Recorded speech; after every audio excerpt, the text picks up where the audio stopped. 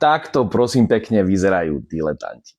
Šimečka to dal dnes na Remišovu a nedokázal na priamu otázku odpovedať, akú daň platia na Slovensku malí živnostníci. To je fakt ako Remišová, ktorá netuší, aká je na Slovensku DPH.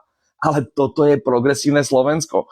Plné ústa živnostníkov, ale o ich živote netušia nič, lebo všetci dokola riešia len to, aby cucali peniaze zo štátu cez svoje mimovládky. A ich hlavný cuciačik sa dnes strápnil ako malý chlapec.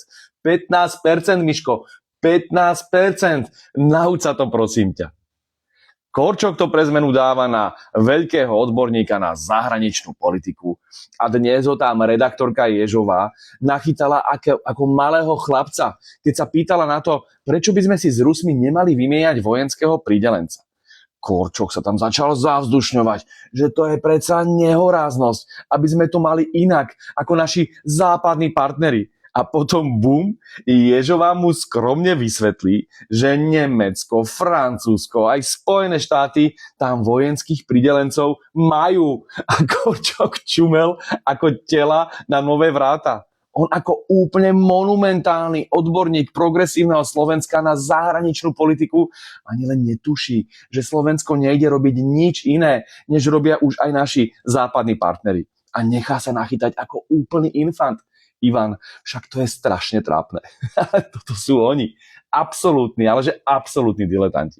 No a čerešnička na torte bol Karas z KDH. Oni tam na debatu o stavbe nemocnice pošlu bývalého olaňáckého ministra spravodlivosti, ktorý v živote postavil maximálne stavebnicu Lega. Hrobo Kaliňák ho tam upratal ako detské hračky.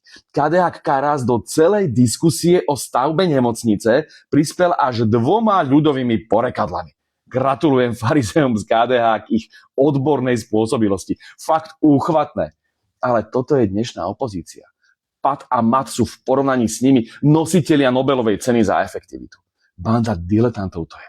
Boh ochraňuj Slovensko, keby títo vládli.